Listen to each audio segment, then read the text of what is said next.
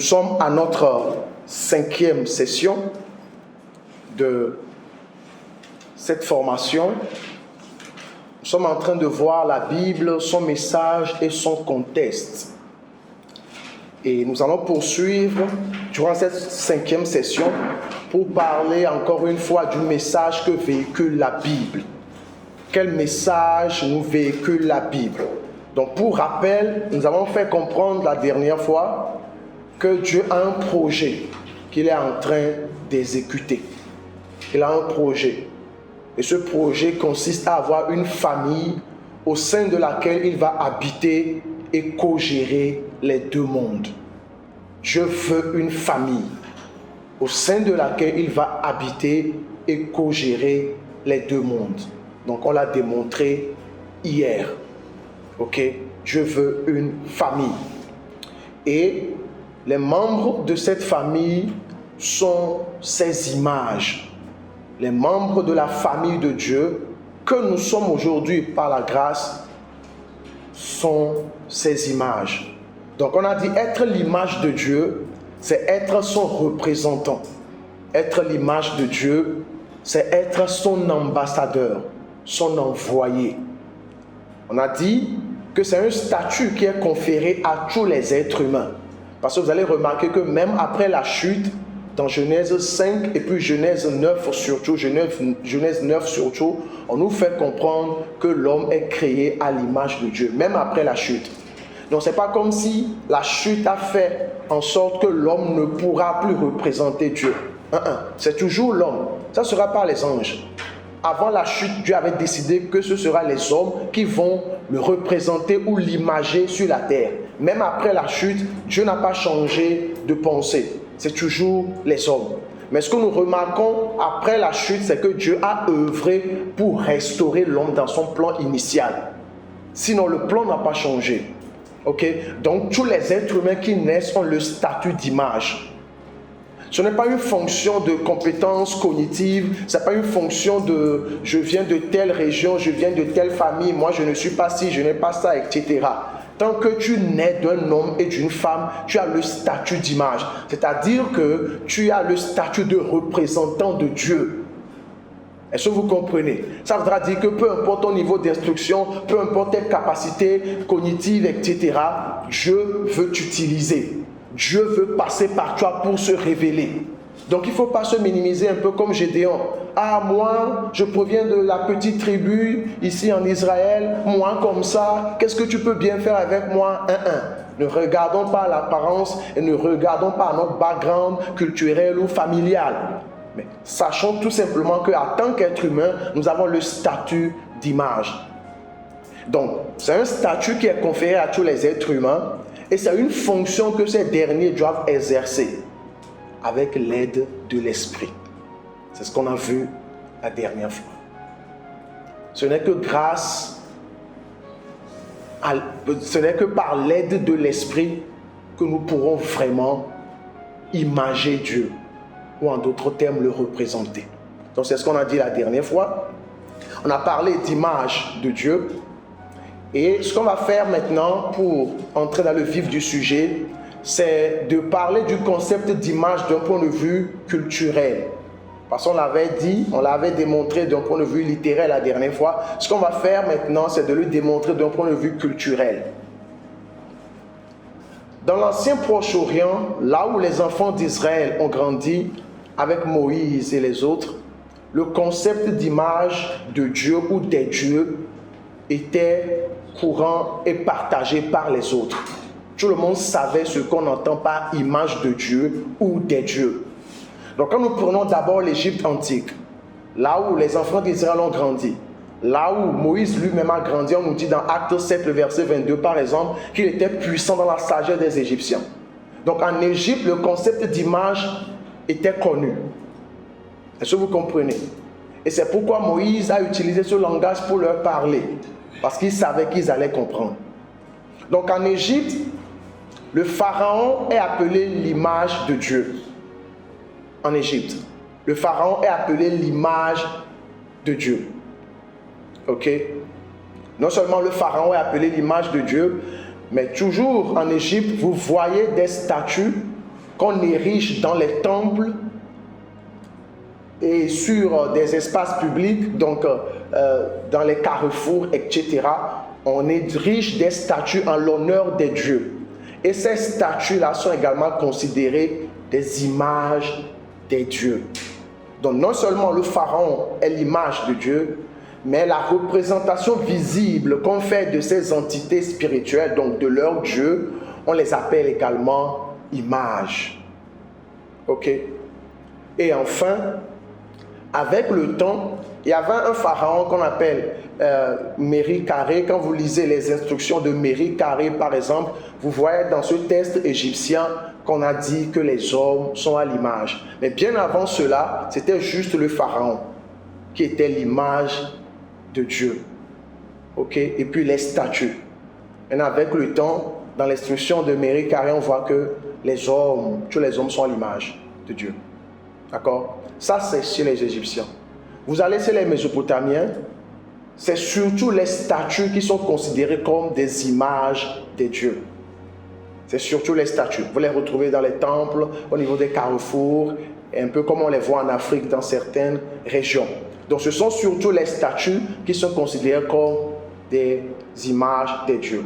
Maintenant, beaucoup plus tard, après, durant la période néo-assyrienne, il y a eu quelques rois, 4 environ, qui ont été également appelés images des dieux. Okay, on a retrouvé des instructions, 4 environ, des inscriptions, 4 environ, qui font voir que les rois étaient également considérés comme les images des dieux. Ça, c'est en Mésopotamie. Et quand je parle de Mésopotamie, je parle par exemple de Babylone. Je parle par exemple des Akkadiens, des Sumériens, ces genres de personnes. Donc chez les Mésopotamiens, il y a non seulement les statues, c'est fondamentalement les statues. Parce qu'après, durant la période néo-assyrienne et après cette période-là, les rois n'ont plus été appelés images de Dieu. Et quand vous venez maintenant chez les Grecs et les Romains au temps de Jésus, c'est surtout les statues qui sont considérées comme les images des dieux. Donc ce n'est pas un concept nouveau, ce n'est pas Moïse qui l'a inventé. Est-ce que vous comprenez? Voilà. Maintenant, la différence avec Moïse, c'est quoi? C'est que quand il communiquait à son peuple, il a formellement interdit le fait de faire des statues comme représentation de Dieu. Dieu a toujours voulu que ça soit l'homme. Ça ne va pas changer ni aujourd'hui ni demain. Vous n'allez pas faire de représentation. On ne veut pas ça. C'est l'homme qui est censé représenter Dieu. De telle sorte que même aujourd'hui dans le corps du Christ, vous savez, j'avais déjà dit qu'il y a une relation d'interdépendance entre nous dans le corps du Christ. Donc, il y a des choses que Dieu fera pour toi par d'autres.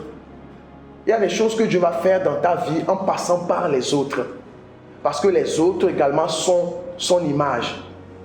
À leur époque, dans l'ancien Proche-Orient, si vous voulez quelque chose, vous allez devant la statue avec des offrandes et des dons, vous vous prosternez, vous priez, vous parlez à la statue. Aujourd'hui, dans le corps du Christ, tu as un problème, tu vas vers un frère. Tu as un problème, tu vas vers une sœur. Et vous priez ensemble. Est-ce que vous comprenez? Parce que c'est comme cela Dieu l'a voulu. Vous n'irez pas devant une statue, vous irez vers une personne. Parce que c'est l'homme qui est censé être l'image de Dieu. Donc d'un point de vue littéraire, d'un point de vue culturel, l'image de Dieu était connue à cette époque-là. Est-ce que c'est clair? Ça, c'est le premier point.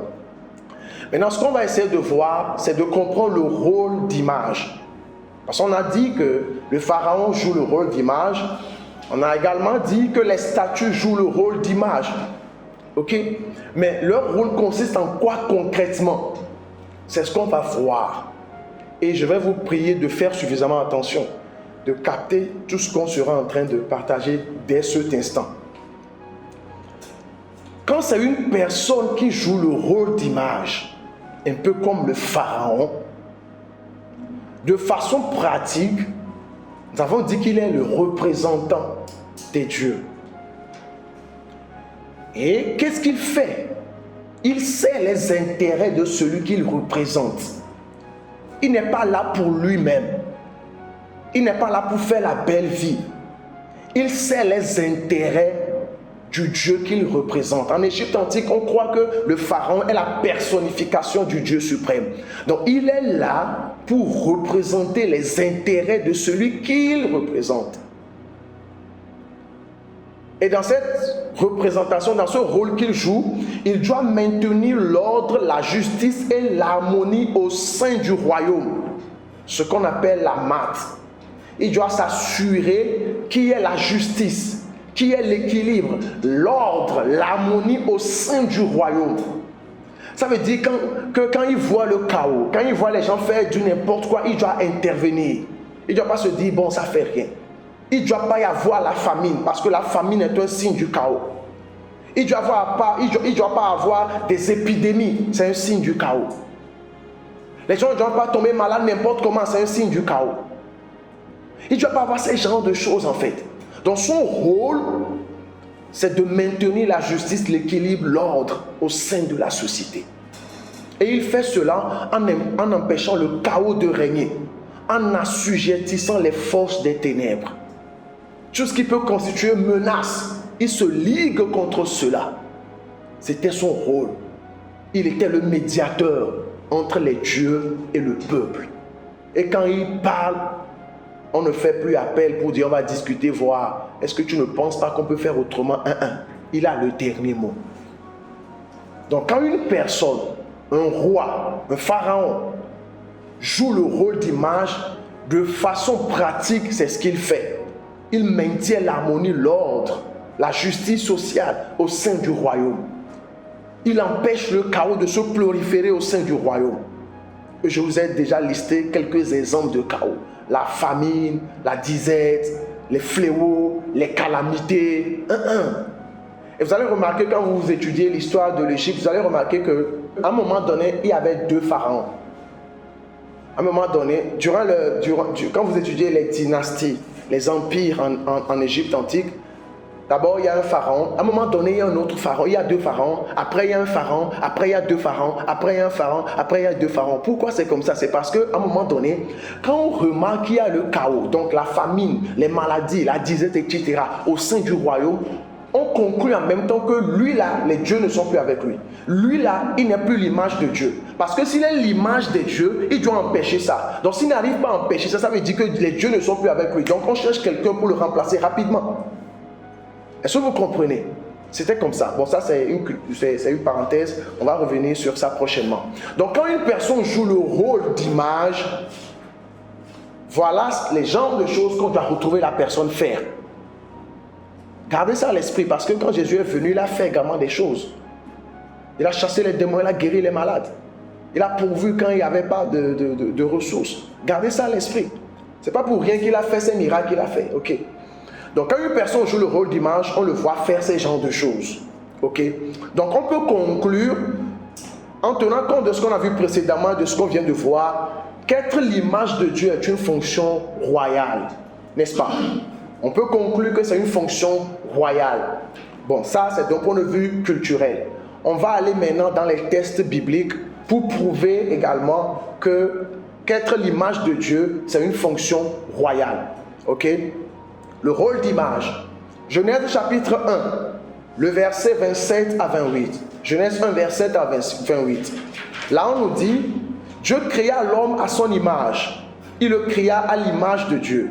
Il créa l'homme et la femme. Dieu les bénit et Dieu leur dit, soyez féconds, multipliez, remplissez la terre et l'assujettissez. Et dominez sur les poissons de la mer, sur les oiseaux du ciel et sur tout animal qui se meut sur la terre. Donc on va étudier les 2 mots, assujettissez et puis dominer dans le texte.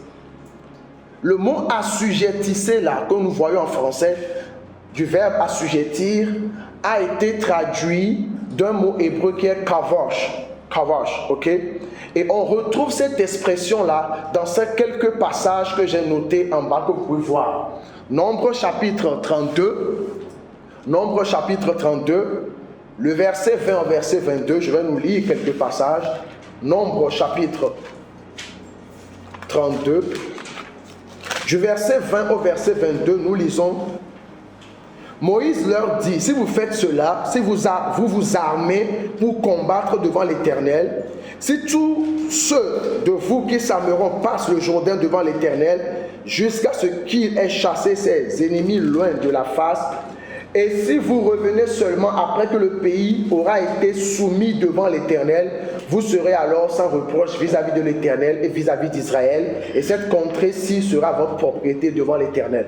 Le mot, au verset 22, le mot soumis ici a été traduit de l'hébreu kavash, soumis, avoir quelque chose sous contrôle. On voit la même chose également au verset 29. Le pays vous sera soumis. Ok? Quand on va dans Josué, le chapitre 18, Josué chapitre 18, le verset 1, on nous dit: toute l'assemblée des enfants d'Israël se réunit à Shilo et ils y plaçaient la tente d'assignation. Le pays était soumis devant eux. Le pays était sous contrôle. Alors, quand on dit le pays était soumis, ça signifie quoi? Ça veut dire que tout est sous contrôle. Ok? Tout est sous contrôle. Il n'y a pas de désordre. Tout est sous contrôle. On voit la même chose dans Zacharie chapitre 9, du verset 15 au verset 13 au verset 15, et 1 Chronique 22, le verset 18. Donc, Kavash ici, qu'on a traduit par assujettir, ça a le sens d'avoir quelque chose sous contrôle. Ok? Garder la main mise sur quelque chose. Le mot dominer nous vient de l'hébreu rada. Rada. Et c'est utilisé dans quelques passages, comme 1 Roi, le chapitre 4. 1 Roi, chapitre 4, le verset 24, on nous dit, parlant de Salomon, il dominait sur tout le pays de l'autre côté du fleuve, depuis Tiphash jusqu'à Gaza, sur tous les rois de l'autre côté du fleuve. Et il avait la paix de tous les côtés alentour. Donc il dominait. C'est Rada, 1 Roi 4, 24. On voit la même chose également dans 1 Roi 16, 1 Roi 5, le verset 16.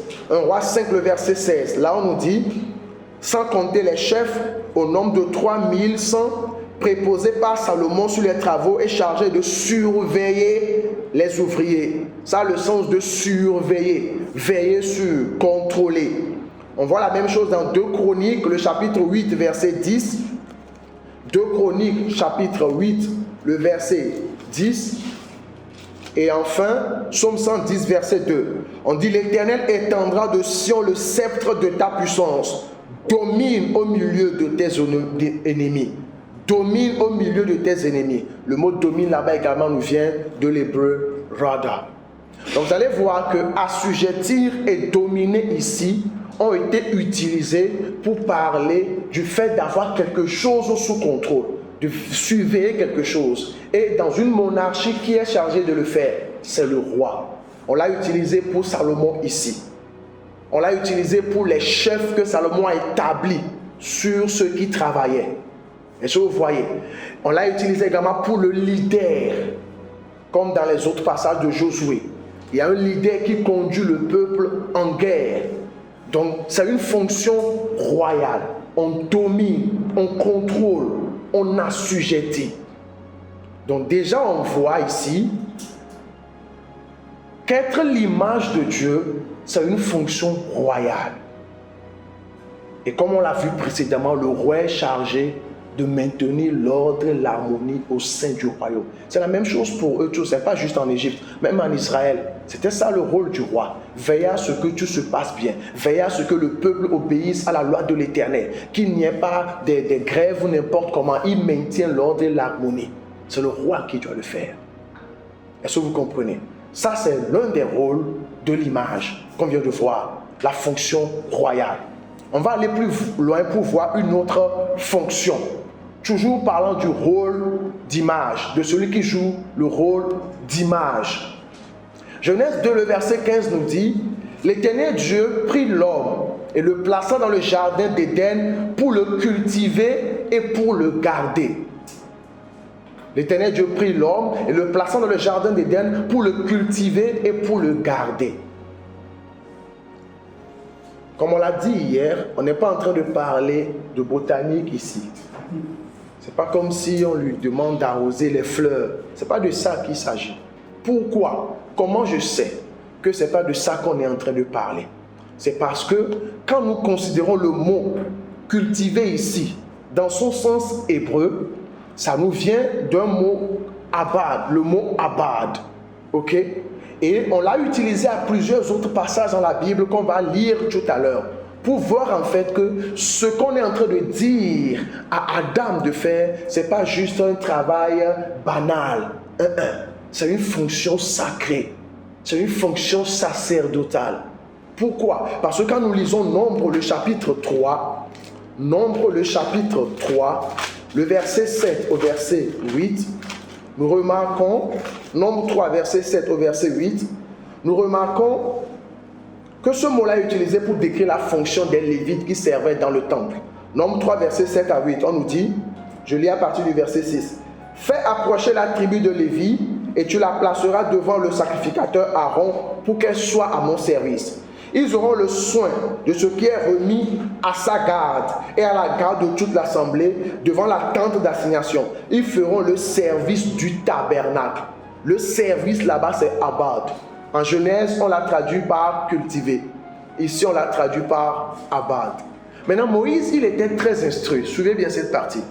Moïse était un prince en Égypte. Ça veut dire que non seulement il maîtrisait la culture égyptienne, mais il maîtrisait également la culture en Mésopotamie. Donc, l'Acadien, il maîtrisait la langue des Acadiens, la langue des Sumériens et autres. Parce que quand tu es un prince en Égypte, tu dois être instruit. C'est pourquoi on nous dit qu'il est très instruit. On t'éduque en fait. Parce que l'Acadien également était parlé comme langue lors des transactions commerciales. L'araméen également, à cette période-là. Donc, tu te dois de maîtriser. Maintenant, il se trouve que en Mésopotamie, il y a certains textes anciens dans lesquels vous voyez le roi être décrit comme un jardinier. Le même mot qu'on a utilisé ici. Maintenant, quand on dit qu'il est jardinier, ça ne veut pas dire qu'il est genre, il plante des fleurs, il arrose. Ce n'est pas de ça qu'il s'agit. Son rôle de jardinier dans ces textes-là, on le fait voir en fait comme quelqu'un qui est au service des dieux.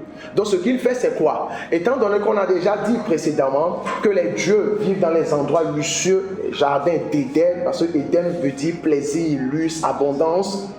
Ce roi-là se devait de créer un espace sacré pour les dieux. Donc ce qu'il faisait, c'est quoi? Non seulement quand ils allaient en conquête et que par exemple ils assujettissaient des royaumes, ils prenaient les belles fleurs, les belles plantes de cette région-là. Et quand il revient chez lui, il crée un jardin. Même Salomon également a un jardin près de son temple. Il crée un jardin, un espace là qu'il plante pour les dieux. Est-ce que vous comprenez? C'est un peu comme ce qu'il est en train de faire, c'est quoi? Il crée un espace sacré pour que les dieux demeurent avec lui. Et les jardins sont souvent à côté de leur temple. Est-ce que vous voyez? C'est-à-dire, il ne faisait pas les choses au hasard. Ce n'est pas juste plante.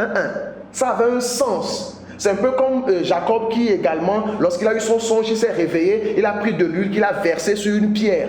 Ça avait un sens à leur époque. On verse l'huile pour consacrer un endroit donné. Pour dire que cet espace-là est sacré, ça appartient au Dieu. Ce n'est pas Dieu qui lui a dit de faire ça. C'était dans la culture des Babyloniens, parce que son papa venait de là. Il est araméen, je parle d'Abraham.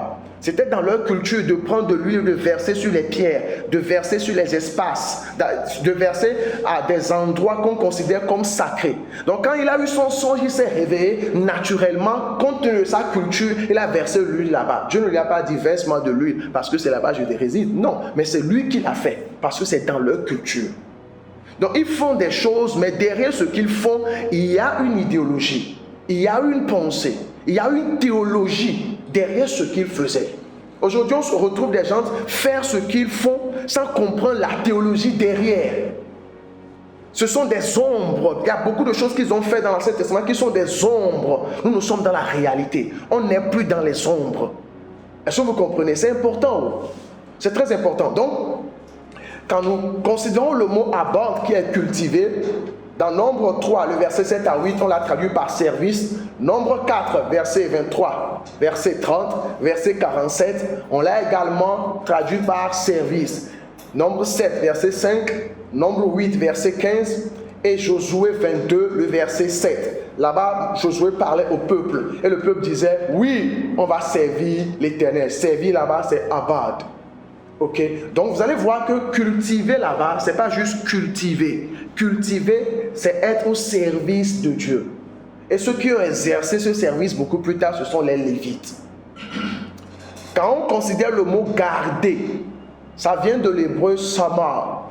On l'a utilisé dans Genèse 28, verset 15 à 20, Exode 23, le verset 20, Josué 24, verset 17 et le psaume 91, verset 11. Ça signifie tout simplement préserver quelque chose, protéger quelque chose. Et c'était quoi le rôle des sacrificateurs? C'était quoi le rôle des sacrificateurs? Généralement, on pense que c'est juste pour offrir des sacrifices. Le rôle des sacrificateurs, c'est de préserver l'espace sacré de toute souillure. Donc, on faisait faire des rituels aux gens pour les rendre purs avant de rentrer dans le temple ou dans le camp. Ok? Leur rôle, c'est de préserver l'espace sacré de toute forme de souillure. C'était ça leur rôle en fait, garder. Donc, le rôle qu'on a confié à Adam ici, c'est le rôle de sacrificateur. Donc, être l'image de Dieu, c'est une fonction sacerdotale. On a déjà vu que c'est une fonction royale. On est en train de voir maintenant que c'est une fonction sacerdotale. Les deux marchent de pair. Et vous allez voir quelques exemples également tout à l'heure dans les Écritures. Est-ce qu'on est ensemble? Ok. Donc pour aller un peu plus loin, on peut conclure qu'être l'image de Dieu, c'est être son roi et son sacrificateur. Être l'image de Dieu, c'est être sa reine et sacrificatrice ou prêtresse, si vous voulez. L'homme et la femme. J'insiste sur ça. Parce que si on comprend bien ces fondamentaux, on ne va pas dire des choses bizarres comme certains le font aujourd'hui. On relègue la femme au dernier rang. Tu vois, tu restes juste à la maison pour prendre soin des enfants. Tu vas juste faire les enfants et prendre soin d'eux. Tu viens balayer le temple, là où on doit faire le culte. Tu viens juste chanter. Tu ne peux pas enseigner, tu ne peux pas expliquer les Écritures. Non. Maintenant, pourquoi des fois on ne se pose pas la question, savoir pourquoi elle ne peut pas. Oh, que Dieu n'a pas voulu. Dieu ne lui a pas donné cette mission-là. Dès le commencement, on voit clairement. Ne soyons pas comme les pharisiens qui ont amené une femme ils ont amené une femme auprès de Jésus pour dire, elle a commis l'adultère. Moïse nous a dit de la lapider. Qu'est-ce que tu as dit? Jésus leur a dit, si vous n'avez jamais péché, jetez la première pierre. Ils ont tous fui. À une autre occasion, ils sont venus dire, on nous a dit qu'on peut répudier nos femmes en leur donnant une lettre de divorce. Et Jésus leur a dit, au commencement, c'était pas ainsi. Au commencement, c'était pas ainsi. Donc, être l'image de Dieu, c'est être son représentant. Et de façon spécifique, c'est être son roi ou sa reine, sacrificateur ou sacrificatrice. Ou encore prêtre ou prêtresse. L'homme et la femme, c'est les deux. C'est les deux. C'est les deux. Maintenant, on est en train d'aller dans les eaux profondes, comme certains le disent. On vient de voir ce que c'est que l'image de Dieu. On a tous compris, j'espère. Être l'image de Dieu, c'est être son représentant, son ambassadeur. De façon spécifique, c'est être roi ou reine, c'est être prêtre ou prêtresse. Et qu'est-ce que ça signifie concrètement? En tant que roi, nous veillons à ce qui est l'ordre, l'harmonie, l'équilibre. Nous veillons à ce que le dessein de Dieu s'accomplisse. Parce que c'est ce que le roi fait. Il représente Dieu. Il veille à ce que la volonté de Dieu soit faite dans son royaume. Donc, si on ramène ça aujourd'hui dans notre contexte, le roi ou la reine, si par exemple c'est toi qui es né de nouveau dans ton couple, c'est à toi de veiller à ce que le règne de Dieu soit établi dans ta famille, dans ton couple. Si c'est dans une famille, tu veilles à ce que la volonté de Dieu soit établie dans ta famille. C'est pour ça que tu es là comme roi, comme sacrificateur. Tu n'as pas dit, les gens ont des problèmes, tu dis, bon, il y a un canyon, il y a un tolé pour moi, mais il y a un canyon. Non, c'est comme si tu ne comprends pas ton identité. C'est à nous de veiller à ce que le dessein, le plan de Dieu s'accomplisse dans la vie des hommes. Et de l'autre côté, en tant que prêtre, en tant que prêtresse, aujourd'hui, nous, notre travail diffère de ce que les autres faisaient. Les autres, à cette époque-là, à cause du péché qui est entré dans le monde, il fallait qu'ils fassent la tente d'assignation, qu'ils aient leur camp, et pour rentrer dans le camp, on doit te purifier. Tu fais des libations, des rituels, tu te purifies avant d'entrer dans le camp. Si tu touches un mort, par exemple, on doit te purifier avant que tu ne rentres. Même le grand-père se purifie avant de rentrer dans le camp. Mais aujourd'hui, notre travail consiste à quoi? Nous, c'est pas comme si nous allons purifier les gens pour les amener dans la présence de Dieu. Nous les rendons purs afin que Dieu vienne rentrer en eux. Et comment on le fait? Par la prédication de l'évangile. Jésus dit, vous êtes purs à cause de ces paroles que vous avez entendues. Donc quand nous allons prêcher la bonne nouvelle aux gens, nous jouons en fait notre rôle de sacrificateur.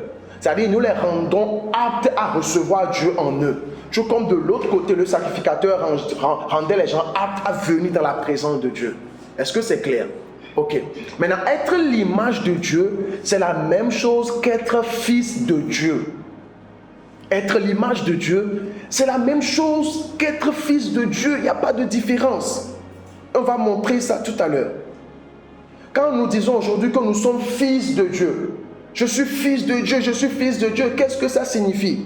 Parce que des fois on ne comprend pas. Je suis fils de Dieu et tu n'as jamais fait l'évangélisation. Je suis fils de Dieu et tu n'as jamais suscité un disciple. Je suis fils de Dieu et toi tu ne concours en rien à l'avancement du royaume de Dieu. Je suis fils de Dieu. Je suis fils de Dieu ne signifie pas que tu viens à l'église, tu lis ta Bible. Ce n'est pas ça qui fait de toi un fils de Dieu. On va voir ça tout à l'heure. Le fils de Dieu, c'est quelqu'un qui est dans l'action, qui sait les intérêts de Dieu. Il n'est pas là les bras croisés. Est-ce que vous comprenez? Des fois nous disons les choses, mais on ne vit pas ces choses. Et c'est pourquoi le monde meurt. C'est pourquoi les gens des fois se moquent des chrétiens. Et de l'autre côté, il y a des gens qui périssent autour de nous. On voit les gens dans la débauche sexuelle, dans l'immoralité, dans le vol, dans l'escroquerie. Les gens qui vendent leur corps, les gens qui exhibent leur corps sur les réseaux sociaux. Et ça ne nous dit rien. Ça doit nous interpeller. Parce que si on était en Égypte et que le pharaon voit ça, il ne va pas fermer les yeux dessus. Aka, comment tu vas te promener nu? Pourquoi? Pour quelle raison? Tu vas venir t'exhiber et citer les gens n'importe comment. Non. On t'arrête en même temps. Ou tu es quelqu'un, tu es un policier, tu raquettes les gens. Si tu étais en Égypte, on allait t'arrêter. Non, tu ne raquettes pas les gens. Parce que son rôle, c'est d'établir la justice sociale, l'ordre et l'harmonie. Donc, de la même manière, aujourd'hui, on a ces genres de problèmes autour de nous. Vous voyez des jeunes gens, des jeunes filles, des jeunes garçons qui se prostituent, qui volent, qui fument, qui font des choses ignobles. Ça doit nous interpeller. Non, ça doit nous interpeller. D'autant plus que ce qui peut les aider à sortir de l'addiction et des problèmes, c'est Dieu et nous l'avons. Nous avons la solution. C'est pourquoi on dit que nous sommes la lumière du monde. Nous sommes le sel de la terre. C'est en ça que nous sommes lumière. Ce n'est pas en achetant une grosse voiture, en ayant une grande maison. Okay. Même les païens font ça. Il doit y avoir une distinction claire entre celui qui est né de nouveau et celui qui ne l'est pas. Et ce n'est pas dans les choses matérielles. Parce que pour ce qui concerne les choses matérielles, la possession des biens de ce monde, je voudrais que tout le monde soit prospère et jouisse de tout ce qu'il y a de bon sur la terre. C'est pourquoi quand il a mis les ressources naturelles dans la création, qu'il a doté le monde de toutes ces bonnes choses, il n'a pas dit c'est réservé aux chrétiens. Il n'a pas dit c'est réservé à Israël. C'est pour la race humaine tout entière. Donc si finalement toi qui es né de nouveau, tu te compares avec quelqu'un en termes de possession matérielle, c'est qu'il y a un problème. Ce n'est pas en tant que personne née de nouveau que nous devons nous comparer aux autres. Si tu veux te comparer, compare-toi tout simplement en tant qu'être humain. Parce qu'on vous a donné ces ressources-là, vous tous qui êtes êtres humains. Est-ce que vous comprenez? Mais en ce qui concerne la nouvelle naissance, ce qui nous distingue des autres, c'est notre capacité à transmettre la vie par la bonne nouvelle de Jésus. C'est de ça qu'il s'agit. C'est de ça qu'il s'agit. Il faut qu'on se pose des questions par moment. Combien de personnes tu as fait sortir de la débauche sexuelle, de l'immoralité, du vol, de la délinquance? Combien de personnes tu as fait sortir de la famine, de la disette? Parce que ça fait partie de ça également. Combien de personnes? Combien de personnes, si après 3 ans de vie chrétienne, toi tu n'as jamais rien fait de tel, combien peuvent dire aujourd'hui, ah, je connais Dieu grâce à Kofi, grâce à Abla, grâce à toi. Combien de personnes peuvent dire, ah, aujourd'hui si je comprends mieux les choses de Dieu et que je joue mon rôle à tant qu'il marche, c'est grâce à lui là, c'est grâce à lui là. Combien de personnes? Il faut qu'on se pose ce genre de questions à un moment donné. Le christianisme, ce n'est pas une religion, ce n'est pas un jeu. Ça, c'est pas ça. C'est pas ça la vie chrétienne. Non. Non, à un moment donné, il faut qu'on se réveille. Donc, être l'image de Dieu, c'est être fils de Dieu. Donc, si tu te considères comme fils de Dieu ou fille de Dieu, suis bien ce qu'on va tout à l'heure démontrer. Et prendre de nouvelles résolutions dès maintenant. Ta vie doit valoir quelque chose dans le royaume. Tes témoignages ne doivent pas être tout simplement « Oh, j'avais pas de travail, mais Dieu m'a béni avec un nouveau boulot, avec 5 millions de francs CFA. Yeah, vraiment Dieu est avec moi. » C'est bien, ce n'est pas mauvais. Mais il faut aller au-delà, frère. C'est ça là, c'est terre à terre quoi. C'est-à-dire que ça, c'est même pas témoignage. C'est-à-dire ça ne doit pas mouvoir les gens. Les gens ne doivent pas être émus. Oh, compteur de 10 millions. Pourquoi ça? Parce que même le païen peut faire ça, peut avoir ça. Ça ne doit pas émouvoir. Mais quand tu viens dire, j'ai rencontré un fou, j'ai prié pour lui, je l'ai fait sortir de la folie. Regarde-le aujourd'hui, il est devenu pasteur quelque part. Ça, c'est un témoignage. Ça, c'est un vrai témoignage. J'ai vu une jeune fille qui se prostituait, je l'ai abordée, je lui ai parlé. Maintenant, regarde comment elle sert Dieu. Dans la dignité. Ça, c'est un témoignage. Et tu es content de toi. Parce que les 2 choses que je viens de dire, par exemple, là, le païen ne peut pas faire ça. Ils vont essayer, mais ils ne pourront pas. Ce sont uniquement les images de Dieu que nous sommes. C'est uniquement nous qui pouvons remplir les gens de Dieu. Qui pouvons amener les gens à rentrer dans le royaume. Le païen ne peut pas faire ça. En Christ, nous avons été recréés pour de bonnes œuvres que Dieu a préparées d'avance afin que nous les pratiquions. C'est de ça qu'il s'agit. C'est ça qui nous distingue des autres. Et c'est à ça qu'on doit aspirer. Et quand tu aspires à ça, parce que Dieu lui cherche tout simplement ceux qui sont disponibles. C'est ça. Ceux qui sont disponibles, Dieu est prêt. Mais quand toi-même tu es dans les problèmes, tu es dans les problèmes de bono bienvé, 1000 francs, 2000 là, mais on l'a fond. Hein? Non. Alléluia. Donc être l'image de Dieu, c'est être fils de Dieu. On va le démontrer tout à l'heure. Dans la Bible, il y a des gens qui ont été appelés fils de Dieu. Ce qu'on va faire, c'est quoi? On va examiner la vie de ces personnes et voir en même temps le rôle qu'ils ont joué. Ok? Parce que je viens de dire que être fils de Dieu, c'est être roi sacrificateur. Les deux sont liés. Celui qui est sacrificateur et roi, il est en même temps fils de Dieu. Être fils de Dieu, c'est être roi sacrificateur. Le premier à être appelé fils de Dieu, c'est Adam. Ok? Je parle des humains. C'est Adam. Adam. On vient de voir clairement dans Genèse 1, 26 à 28 et Genèse 2, le verset 15, que son rôle consiste à être roi et sacrificateur, à assujettir, dominer, avoir les choses sous contrôle, être au service de Dieu. Voilà son rôle.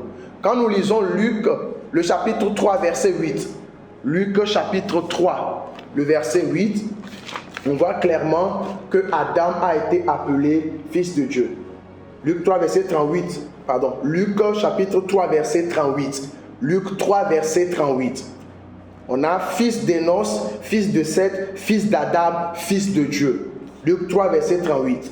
Donc ici, Adam est appelé fils de Dieu. Et quel est le rôle qu'il devait jouer? On l'a déjà démontré. C'est une fonction royale, c'est une fonction sacerdotale. Il devait jouer le rôle de roi et de sacrificateur. Il est le premier à être appelé de cette manière, fils de Dieu. C'est Adam. Et on a vu sa fonction. Quand nous allons plus loin dans la Bible, il y a des gens également qui ont été appelés fils de Dieu. Et ces gens-là, c'est la nation d'Israël.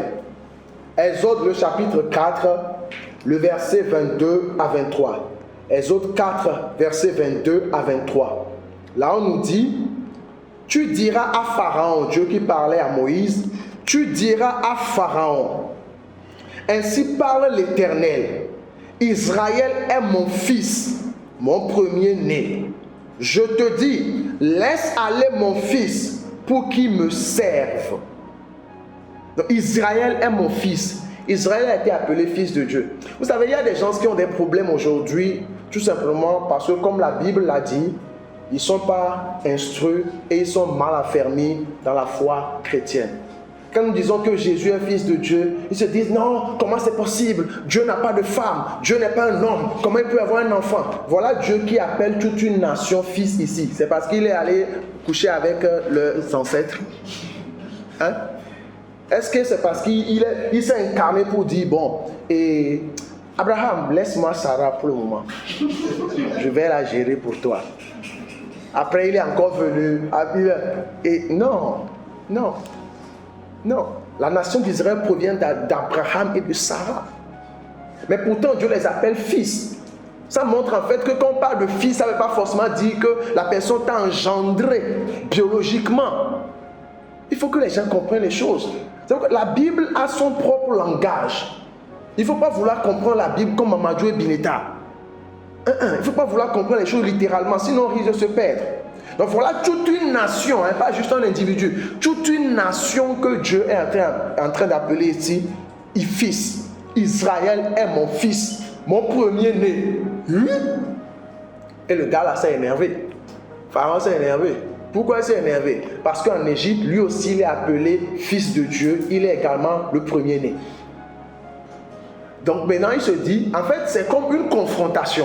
Parce que la nation d'Israël dont on était en train de parler là, ils vivent sur son territoire. C'est les gens qui vivent sur son territoire, à Goshen. Est-ce que vous voyez un peu? C'est lui qui veille sur eux, c'est lui qui les nourrit. C'est que il veille, vous comprenez? Donc maintenant, c'est lui, en tant que fils de Dieu, qui règne, qui veille sur ses chances.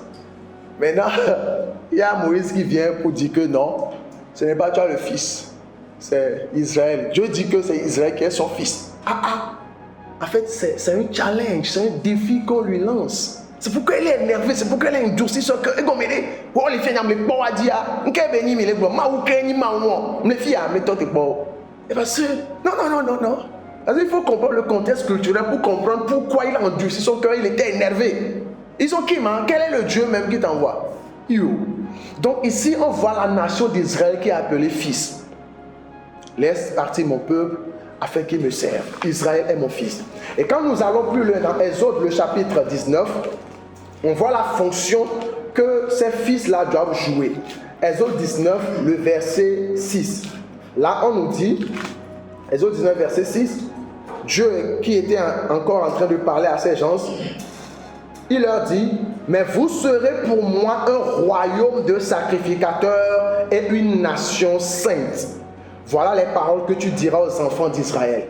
Donc ils ont été appelés fils de Dieu, donc représentants. Mais quelle fonction est-ce qu'ils doivent occuper? Quel rôle est-ce qu'ils doivent jouer? Ils seront pour moi un royaume de sacrificateurs, donc des rois et des sacrificateurs. Donc ils sont appelés fils de Dieu, ils sont un royaume de sacrificateurs. La même chose qu'on avait dit à Adam. Dieu n'a pas changé de plan. C'est toujours le même plan. Et c'est ce message que la Bible nous communique. Dieu qui veut avoir une famille composée de fils. C'est-à-dire des gens qui vont servir ses intérêts, administrer le monde, le cosmos, faire en sorte que les gens le reçoivent, croient en lui et fassent un avec lui. C'est ce qu'il veut. Mais comme ils ont refusé, parce que dans Exode chapitre 20, Dieu a dit, bon, Moïse, dis-leur que je veux les rencontrer. Mais comme dans leur culture, avant que Dieu ne vienne vers toi, ou plutôt avant d'aller dans le temple, il faut que tu te purifies. Donc on leur dit, préparez-vous. Dieu s'est adapté à eux. Donc on dit, préparez-vous, après 3 jours, je vais venir. Parce que Dieu s'est adapté à ces gens-là. Maintenant, quand Dieu est intervenu, Dieu voulait leur parler. Ils ont tellement eu peur qu'ils ont dit à Moïse dans les autres 20, Moïse, bon, le mieux c'est que tu parles avec lui. Parle avec lui, après tu vas venir nous dire ça. Avec les tonnerres, le feu, va parler avec lui. Donc c'est eux-mêmes qui ont rejeté l'appel de Dieu, d'être ses fils, d'être ses sacrificateurs, ses rois. Et c'est ce qui a fait que Dieu a dit, ok, si c'est comme ça, prends-moi la tribu de Lévi. Et Dieu a séparé la tribu de Lévi qui a commencé par jouer le rôle de sacrificateur. Sinon, c'est toute la nation qui est censée être des rois et des sacrificateurs. C'est ce que Dieu a toujours voulu. Mais comme ils ont rejeté, c'est la même chose aujourd'hui. Il y a des gens qui disent, pasteur, moi je ne suis pas appelé à être pasteur. Je ne parle pas beaucoup. Donc, appelle en toi, c'est pas sur le monde qui a reçu la paix. C'est faux. C'est faux, Ce n'est pas vrai. Tu fuis juste tes responsabilités, c'est tout. C'est tout. Tu es un peu comme les Israélites ici. Il faut te repentir. Amen. Donc il y a Israël qui est considéré le fils de Dieu et qui doit jouer le rôle de sacrificateur. Mais comme ils ont rejeté l'offre, c'est pourquoi on a pris la tribu de Lévi. C'est pourquoi il y a eu ce schisme, cette démarcation-là. En dehors d'Israël, il y a d'autres personnages bibliques également qui ont été appelés fils de Dieu. On a quelqu'un comme David. D'abord Salomon. Le passage qu'on va lire tout à l'heure parle de Salomon. 2 Samuel, le chapitre 7, le verset 12 à 14. 2 Samuel, chapitre 7, verset 12 à 14.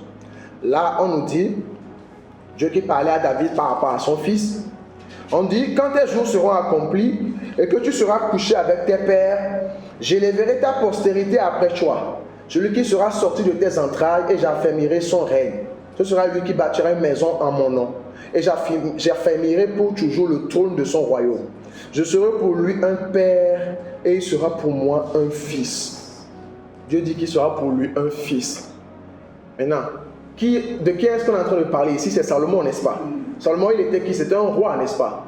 Mais il a joué également le rôle de sacrificateur. Pourquoi? Parce que quand on a fini de construire le temple, ceux-là qui étaient mandatés pour bénir le peuple, prier Dieu au nom du peuple, c'est les Lévites. La tribu de Lévi. Vous allez voir que c'est ce qu'il lui a fait. C'est lui qui a prié, c'est lui qui a béni le peuple.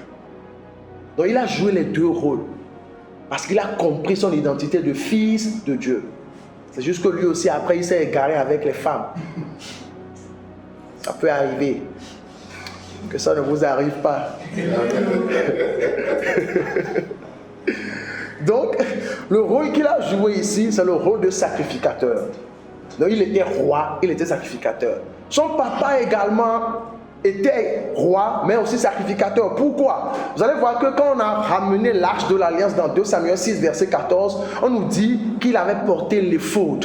Or, quand vous allez dans Exode chapitre 28, l'éphod est fait pour le sacrificateur, pas pour le commun des mortels. C'est le sacrificateur qui porte ça pour servir Dieu.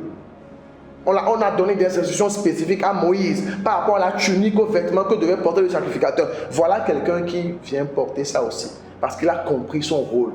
C'est pourquoi il n'a pas craint d'aller manger les pains de proposition dans le temple.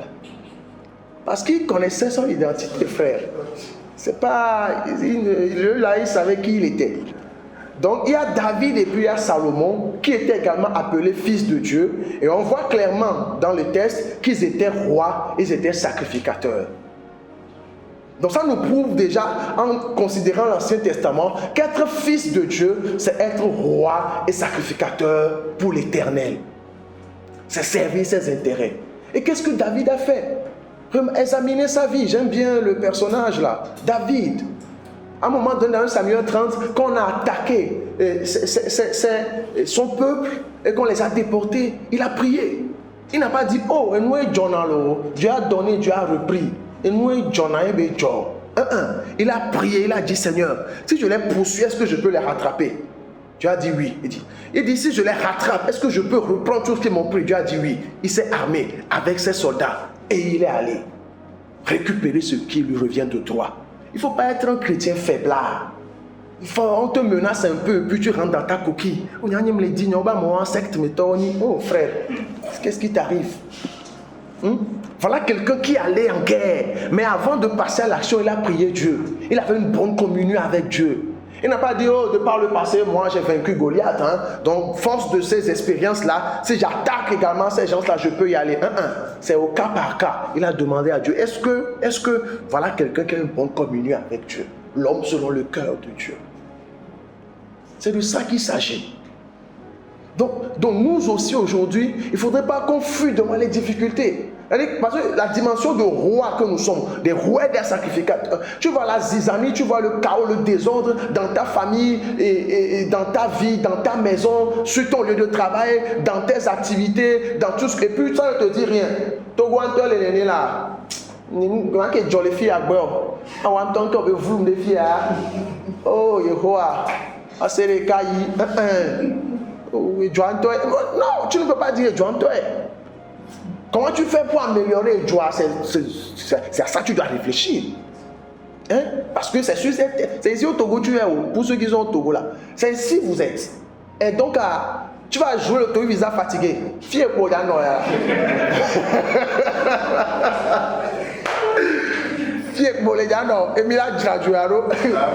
Alors si tu dois partir, bon, c'est pas grave. Si c'est dans le plan, tu peux partir.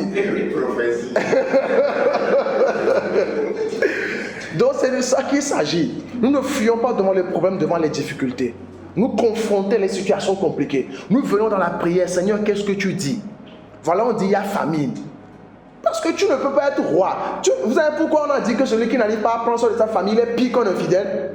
Non, parce que dans la tête de Dieu, dans le foyer, si tu dis je suis chef, et n'y a ni chef lefier, et n'y a ni chef lefier, mon frère, si tu n'arrives pas à pouvoir besoin de ta famille, et tu dis n'y a ni chef, tu n'es pas chef, hein? Tu es un chiffon, merci là-bas. Non, c'est pas sérieux. Non, gaglassou, oh, bléou. J'aimais, il faut temporiser. Donc c'est important de comprendre qu'en tant que roi, en tant que reine, et c'est valable pour les femmes aussi, hein. Parce qu'il y a une jeune fille qui dit la dernière fois, on lui demande qu'est-ce qu'on doit faire pour satisfaire un homme. Elle dit, oh, c'est dans le lit là, c'est là-bas, c'est tout ce qu'on peut apporter à un homme. Et des fois, donc elle se voit juste comme un objet sexuel. Elle, comme ça, elle a besoin d'un renouvellement de l'intelligence. Il faut qu'on prie pour elle et qu'on l'enseigne. Je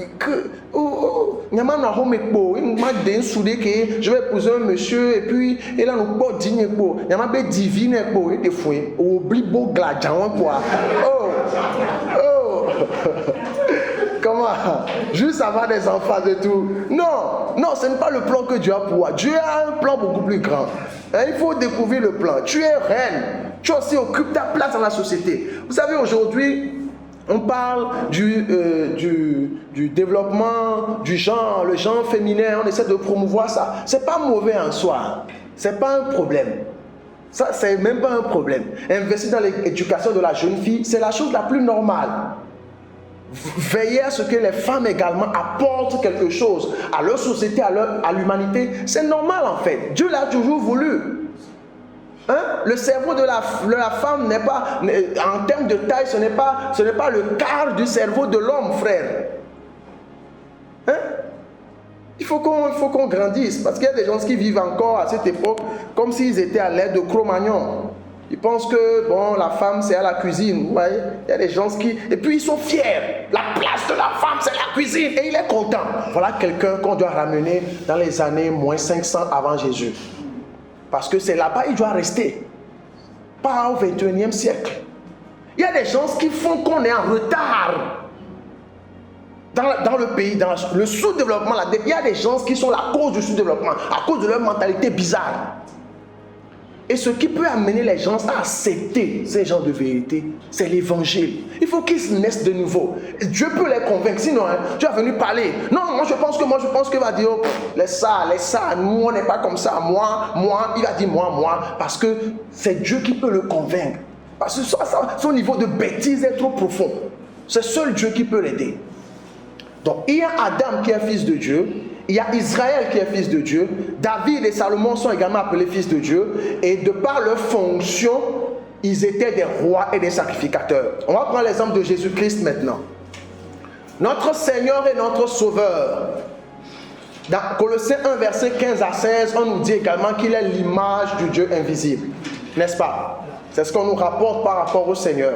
Mais est-ce qu'on l'a également appelé sacrificateur? Oui, quand nous lisons Hébreux, le chapitre 3, Hébreux, le chapitre 3, le verset 1 à 2, Hébreux 3, verset 1 à 2, là on nous dit, c'est pourquoi, frères saints, qui avaient part à la vocation céleste, considérez l'apôtre et le souverain sacrificateur de la foi que nous professons, Jésus, qui a été fidèle. Donc on parle de Jésus ici. Colossiens 1, 15 à 16, il est l'image de Dieu. Hébreux 3, 1 à 2, on l'a appelé sacrificateur. Dans le livre d'Apocalypse au chapitre 17, verset 14, et Apocalypse 19, verset 16, il a été appelé le roi des rois. Il a été appelé également le roi des rois. Dans Matthieu chapitre 4, il a été appelé fils de Dieu. Voici mon fils en qui j'ai mis toute mon affection. Dans Jean chapitre 1, verset 1 à 18, bon, quand vous lisez même les évangiles à plusieurs reprises, on l'a appelé fils de Dieu, fils de Dieu. Ça ne veut pas dire que il y a Dieu le Père, Dieu la Mère, comme certains le disent, et on a mis au monde un. Être fils de Dieu, c'est un titre descriptif d'une fonction. De quelle fonction? Fonction royale et sacerdotale. Donc Jésus est appelé image de Dieu. En même temps, il a joué le rôle de sacrificateur. Il est notre souverain sacrificateur. C'est lui qui nous a rendus aptes à recevoir Dieu en nous. Par sa mort, sa résurrection, en croyant, nous sommes purifiés, sanctifiés, mis à part. Nous avons reçu l'Esprit en nous. Est-ce que vous voyez un peu? Donc, il est l'image de Dieu. Il est le sacrificateur. Il est le roi des rois. Il est également appelé le dernier Adam. 1 Corinthiens 15, verset 45. Mais contrairement au premier Adam, lui, il a réussi. Il a réussi là où le dernier a échoué. Il a échoué là où le premier... il a réussi là où le premier a échoué, voilà. Le premier a échoué. Mais le dernier Adam, qui est l'esprit vivifiant, il a vaincu, il a triomphé pour nous. Et comme Israël, Jésus également a été tenté dans le désert, sans faillir. Les autres, ils n'ont fait que murmurer, murmurer, murmurer, murmurer. Mais Jésus également, tout comme eux. Parce qu'il fallait qu'ils s'identifient à eux. Là où les autres ont échoué, il faut qu'ils réussissent. Pour nous montrer à nous qui allons venir après que c'est possible de réussir. David, qui a joué le rôle d'image de Dieu également, le voilà qui a tué un de ses soldats pour prendre sa femme. Est-ce que Jésus a fait ce genre de choses? Non. Ça veut dire que toi aussi, en tant qu'image de Dieu, tu ne peux pas faire ce genre de choses. Si tu le fais, c'est que toi-même, tu as voulu le faire. Il ne faut pas dire c'est le péché. À béton mini, il ne faut pas donner des raisons bizarres. On nous dit que nous ne sommes plus sous la loi pour que le péché domine sur nous. Donc, il a réussi là où les autres ont échoué. Il a fait connaître le Père et servir ses intérêts. Dans Jean 17, je vais nous lire Jean 17, le verset 6. Jean 17, le verset 6. J'ai fait connaître ton nom aux hommes que tu m'as donnés du milieu du monde. Ils étaient à toi et tu me les as donnés. Et ils ont gardé ta parole. Il a révélé le Père. C'est de ça qu'il s'agit. Les autres également ont essayé de jouer le rôle d'image, donc de représentant de Dieu, de fils de Dieu. Mais ils ont failli. Quand vous prenez l'exemple de l'autre là, Aaron par exemple, le temps que Moïse ne descende, il a permis aux gens de faire un veau d'or. Voilà un sacrificateur qui permet aux gens de faire des veaux d'or. Mais Jésus, en tant que sacrificateur, n'a pas conduit le peuple dans le péché. Mais par lui, nous sommes justifiés, sanctifiés. Jésus, il était roi, il était sacrificateur, il était fils de Dieu. Il n'est pas allé tuer la femme de quelqu'un comme David. Eux, tous qui ont essayé de jouer ce rôle-là, ils ont failli à bien des égards. Donc, à un moment donné de l'histoire, Dieu, il est venu sous forme humaine. Il a vécu au milieu des hommes à tant qu'homme. Il était 100% homme. Mais parce qu'il était rempli de l'esprit, je vais toucher cet aspect-là demain, parce qu'il était rempli de l'esprit, il a pu faire ce qu'il a fait. Et vous allez remarquer qu'il y a un trait commun entre eux tous. Et c'est de ça qu'on va parler demain. Ils ont tous œuvré avec l'esprit. Tous ceux-là que je viens de citer depuis l'Ancien Testament. Parce que tu ne peux pas jouer le rôle d'image et de fils de Dieu si tu n'es pas assisté par l'esprit. C'est pourquoi, dès le début, on avait dit que Dieu voulait des rois, des sacrificateurs, des représentants. Et être l'image de Dieu, c'est une fonction que nous devons exercer avec l'aide de Dieu, l'Esprit. Donc quand nous descendons ici, nous voyons Jésus également qui est considéré comme l'image de Dieu. Nous voyons Jésus qui est roi, qui est sacrificateur. Et de par sa mort et sa résurrection, il a fait de nous également un royaume de sacrificateurs. C'est toujours le même plan qui est exécuté. C'est l'histoire là que la Bible nous raconte. Dieu qui veut avoir une famille. Famille au sein de laquelle les individus sont appelés des fils de Dieu. C'est-à-dire des représentants, des rois, des reines, des prêtres, des prêtresses. Des gens qui sont au service de Dieu. Donc quand il est mort, il est ressuscité. Dans Apocalypse, le chapitre 1, le verset 5 à 6. Apocalypse 1, le verset 5 à 6. On nous dit, et de la part de Jésus-Christ, le témoin fidèle, le premier-né des morts et le prince des rois de la terre, à celui qui nous aime, qui nous a délivrés de nos péchés par son sang, et qui a fait de nous un royaume des sacrificateurs pour Dieu son Père. C'est ce que Dieu a toujours voulu. C'est pourquoi on nous dit, après sa mort, sa résurrection, il a fait de nous un royaume de sacrificateurs. Pas juste une minorité. Pas juste les prophètes, pasteurs, évangélistes, enseignants. Ces genres de choses-là, ces choses qu'on a citées dans Éphésiens 4, verset 11, ce sont des fonctions, des tâches que nous exécutons en tant que fils de Dieu, compte tenu du timing et du dessein de Dieu. Apocalypse 5, verset 9 à 10, on voit la même chose. Un royaume de sacrificateurs. Et quand nous lisons 1 Pierre, le chapitre 2, 1 Pierre, le chapitre 2, le verset 9, on nous dit, vous au contraire, quand Pierre écrivait, il écrivait aux saints, il n'écrivait pas une minorité. Il dit, vous tous, vous êtes une race élue, un sacerdoce royal, une nation sainte, un peuple acquis. Pourquoi? Afin que vous annonciez les vertus de celui qui vous a appelé des ténèbres à son admirable lumière. Le message est clair. Afin que vous annonciez les vertus de celui qui vous a appelé. Donc si tu dis tu es fils de Dieu, et au même moment tu dis, moi je ne suis pas appelé à prêcher la parole, à faire l'évangélisation, c'est que tu n'as pas compris ce que tu entends par fils de Dieu. Il faut qu'on te l'explique, ou alors cesse de dire que tu es fils de Dieu. Là on va comprendre que tu es un visiteur au milieu de nous. Tu es un visiteur. Tu viens à l'église, tu écoutes la parole de Dieu. On sait que tu es visiteur. Là, c'est un visiteur. Tu n'es pas encore fils de Dieu. Parce que si tu dis tu es fils de Dieu, on dit tu as été appelé pour annoncer les vertus de celui qui vous a appelé ténèbres à son admirable lumière. C'est de ça qu'il s'agit. C'est à ça qu'il nous a appelés. Que par nous les nations soient conquises. Ça a toujours été le plan de Dieu. Ça a toujours été le plan. Et c'est pour ça que Jésus est mort. Il n'est pas juste mort pour le pardon des péchés. Il y a ça dedans. Mais ce n'est pas ça la finalité. La finalité, c'est que Dieu ait la prééminence. Que Dieu règne dans le cœur de ses enfants. C'est ça. C'est ce que Dieu veut. C'est ce que Dieu veut. C'est-à-dire que quand Dieu regarde par exemple à Daoulato, il voit tous ceux qui sont là-bas qui sont remplis de son esprit. Il vit en eux, tous. Et naturellement, quand les gens sont remplis de Dieu, vous allez voir que naturellement, là où ils vivent là, ils vont très bien aménager ça. Est-ce que vous avez déjà vu un croyant né de nouveau vivre dans la brousse avec des idoles et puis des choses bizarres? C'est celui qui est habité d'un esprit impur qui fait ça. Il est dans un tréfonds quelque part, dans la boue, dans les choses bizarres, parce qu'il est habité par un esprit terrible.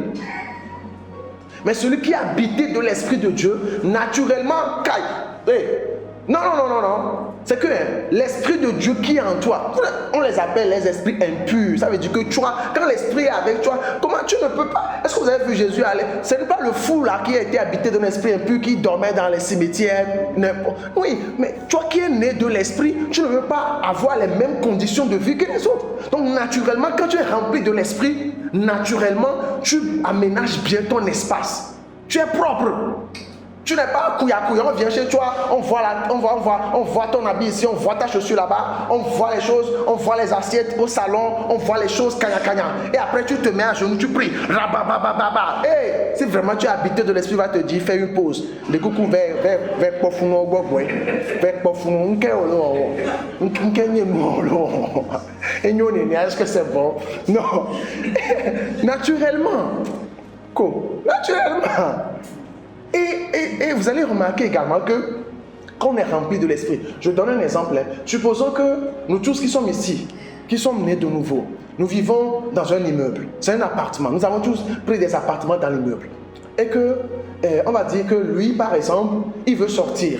Il a oublié de fermer la porte à clé. Or, il a son ordinateur, il a près de 1 500 000 qu'il a oublié sur le fauteuil. Et avant de sortir, on sait que quand tu sors là, le portail, tous nous avons une clé, donc nous fermons. Vu que nous sommes tous nés de nouveau, est-ce que quand il va se rappeler que je n'ai pas fermé la porte à clé, il va avoir peur? Non, parce qu'il sait que de la même manière qu'il est rempli de l'esprit, et que l'esprit ne va pas le conduire pour aller prendre ce qui ne lui appartient pas, nous qui sommes remplis de l'esprit dans l'immeuble, on va plutôt chercher à le préserver. On va l'appeler, on va lui dire, tu as oublié la porte? C'est même ouvert, hein? On va chercher à le couvrir parce qu'on est conduit par l'esprit. Mais c'est quand dans l'immeuble, il y a des gens qui ne sont pas nés de nouveau qu'on va commencer par avoir peur. Parce qu'on ne sait même pas l'esprit qui les conduit. Donc ils peuvent aller prendre quelque chose là-bas.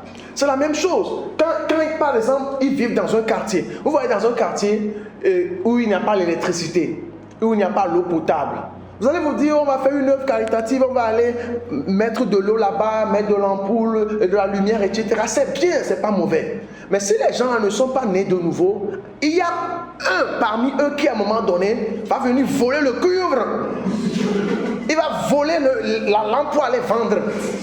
Parce qu'il est tellement centré sur lui-même qu'il va penser que bon, moi j'ai besoin d'argent, il faut que je dois être dénoué, je dois aller prendre ça, il va aller vendre. Ou bien si on lui dit, ok, c'est toi qui vas coordonner les activités quand les gens vont venir prendre de l'eau, c'est fini, hein. Oh, il devient le roi. Il devient le big boss là-bas. Maintenant, il va commencer par faire la cour aux jeunes filles. Si tu veux puiser là, viens. On me dit on y sort bien, ma fille on les filles. Je t'ai fait la coupe, tu as refusé ou bien. Voilà, que c'est la fille à Miankora. Et c'est parce qu'il n'est pas né de nouveau. Donc c'est bien de faire les œuvres caritatives, mais il faut aller au-delà pour veiller à ce que les gens soient remplis de l'esprit. C'est naturel. C'est naturel. Celui qui est né de nouveau, il ne se complaît pas. Comment vous-même imaginez un peu? Comment celui qui est né de nouveau va... Non.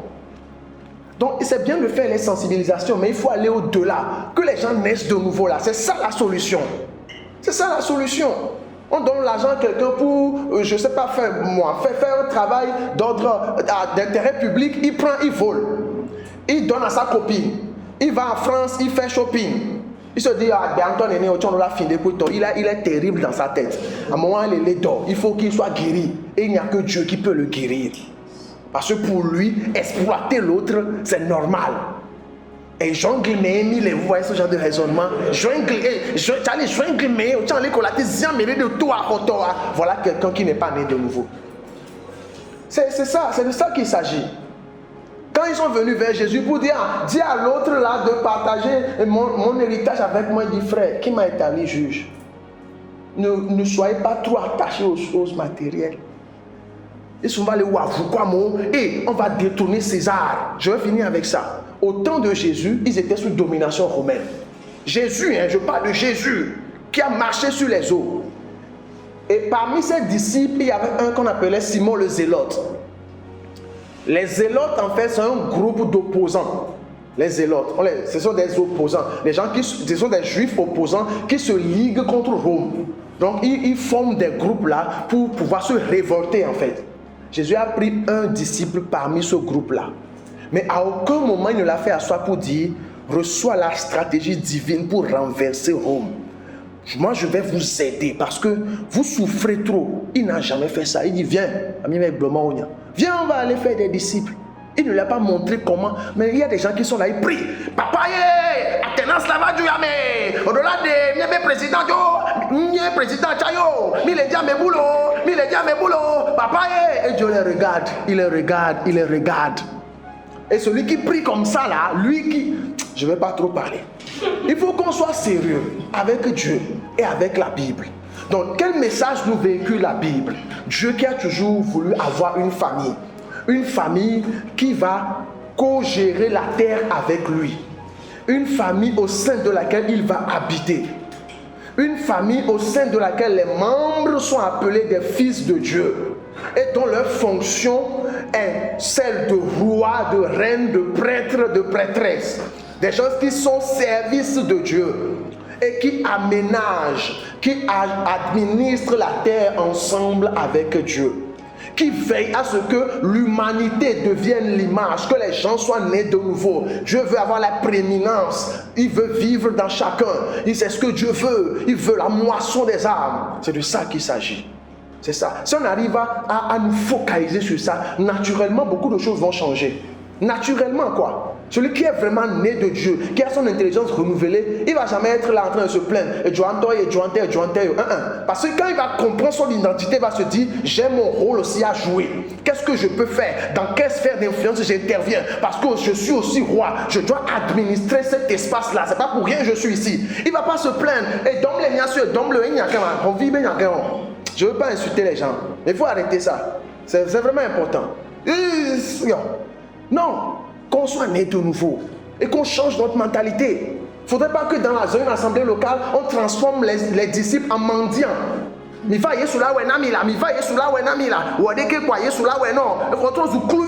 maintenant des esclaves. Ils sont un jour ça va donner, un jour ça va donner. Oh, un jour non. C'est triste. Et c'est surtout nos mamans qui souffrent. Nos mamans qui vont avec le peu d'argent,